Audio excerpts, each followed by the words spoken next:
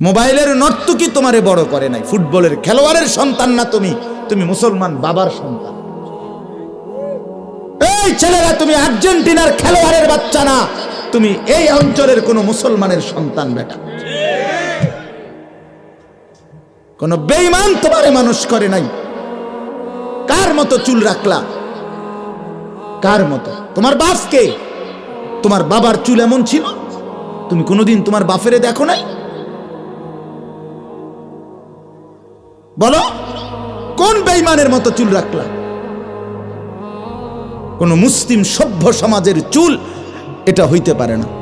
এটা কাফের বেঈমানের চুল, ইহুদির চুল, মুশরিকের চুল, বেঈমানের চুল।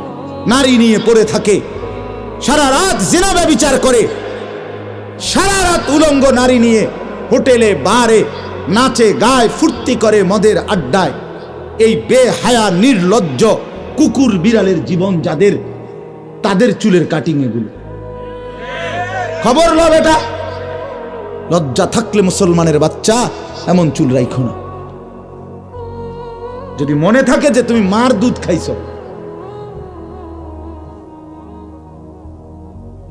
এক বেলা পেশাব করো না, করে পানি নাও না, তুমি মানুষের বাচ্চা? তোমার বাবা এমন ছিল? তোমার মা তোমার এই শিখাইছে? তোমার বংশের মানুষ তোমার এই শিখাইছিল? তুমি মুত্তা পানি লাও না? তুমি কুত্তা দেখো না? আমি তো পরিষ্কার বলি, তোমরা যারা পেশাব করে পানি নাও না, তোমরা কুত্তার দিকে চাইও। সরাসরি কুত্তার দিকে তাকাইলে কুত্তা তোমাগরে বুড়া আঙ্গুল দিয়া সেলুট দিবে। ওকে দোস্ত, চলা, তুই আর আমি মত, তুইও মত আমিও মুতি, মত পেটা দিনের আমি।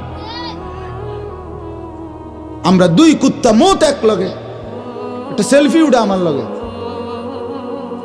কুত্তার লগে একটা সেলফি উঠাইয়া। হ্যাঁ হ্যাঁ, হাইসো না, লজ্জা থাকলে হাইসো না, বিবেক থাকলে হাইসো না। আর যদি মরে যাও লজ্জা, তো ঠিক আছে, তুমি খারাইয়া মুতলে কি আর আলগি দিয়া মুতলে কি? কুকুরের সাথে সেলফি তুলল, কুত্তার লগে সেলফি তুললা ফেসবুকে দিও। দেশবাসী কমেন্টস করে জানাবেন আমাদের দুজনকে কেমন লাগছে। দেশবাসী জানাবে অসাধারণ, দুই জানোয়ারকে একই রকম লাগছে। ঠিক বলার দরকার নেই, পেশাব করে ফানি লন দরকার। তুমি ঠিক না কইও, অসুবিধা না, কওনের দরকার নেই। তুমি পেশাব করে ফানি লইও।